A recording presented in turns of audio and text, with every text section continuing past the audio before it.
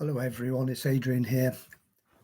I've been involved in education for over 4 decades, and what I've been doing over the last few years is developing GCSE English resources for students, year 9s to year 11 predominantly. It takes a long time to build a resource, but I've managed to develop a collection of over 20 resources that are available on my shop. Now, these are different to the way many resources are actually written. A lot of the resources that students are usually using are the big branded ones, and they're written by academics, sometimes I believe for academics.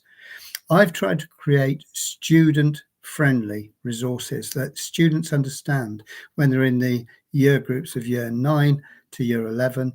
They're obviously very mature and they're growing up, but some of the language and the way things are explained in these other resources are a little bit a step too far.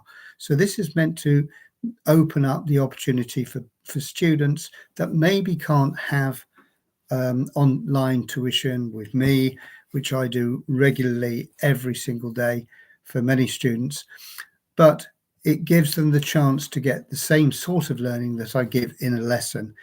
Many of the resources have lots of links that take them to different parts of a particular paper. For instance, in AQA language papers 1 and 2, I have done every single question as a tuition video on my website, and you can actually go to my website and you can sign up for free for the tuition videos that are on that website to help you. The resources also do many elements that students often request from me, like that they often say, look, can you put the quotations in that we have to learn for, say, literature? Can you give more sort of background and summaries of the plot, which I do. And also with a lot of students, they really do appreciate having model answers that will help them to understand what is going on and how to structure their own answers. So my request to you is, look at the end of this video. You will see a link that takes you to my shop, and honestly, the affordability is there. They're not expensive resources, but they're very practical and pragmatic.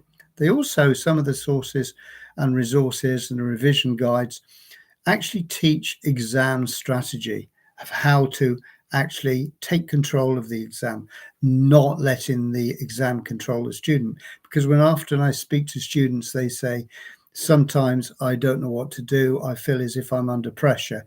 But you can build your own sort of strategy by doing things in a different way. Remember, when you're doing an exam, it's your exam. It's not the teacher's exam. It's not the examiner's exam. It's your exam. And if you can take control of it by using credible ways of time managing every question, and then working out also how to structure answers, how many paragraphs to do, not to overwrite, and also not to underwrite, but never to repeat things in questions. All of these are in the resources. So if you're interested in this, get in touch today.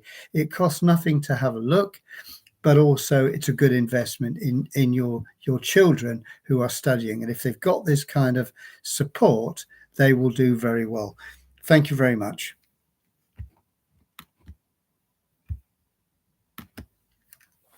Thank you.